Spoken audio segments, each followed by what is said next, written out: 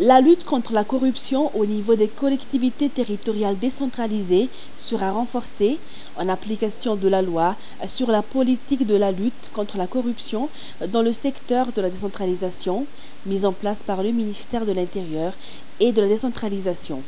D'ailleurs, l'objectif de cet atelier d'analyse de risques de corruption dans la mise en œuvre de la décentralisation a pour objectif de faire le point sur les causes et les conséquences de la corruption dans le secteur. La capitalisation des dispositifs mis en place au niveau des collectivités territoriales décentralisées ainsi que l'institutionnalisation d'une telle politique de lutte contre la corruption dans le secteur de la décentralisation nécessite au préalable une analyse approfondie du travail ministériel et des risques de corruption dans ce travail que ce travail expose.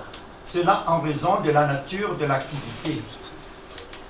Par exemple, en ce qui concerne les transferts financiers.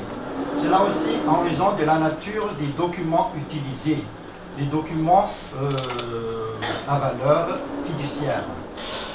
Cela aussi en raison de la lourdeur des procédures et j'en passe.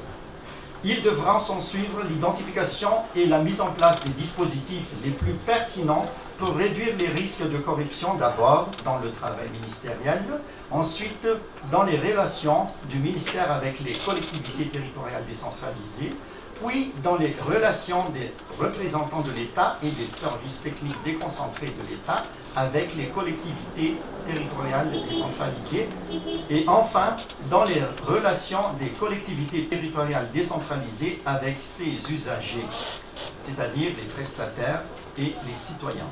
Le ministère de l'Intérieur et de la décentralisation et ses organismes rattachés, le Bionco et le Prodécide, ont déjà mis en place des stratégies concrètes pour lutter efficacement contre la corruption dans le secteur de la décentralisation à Madagascar.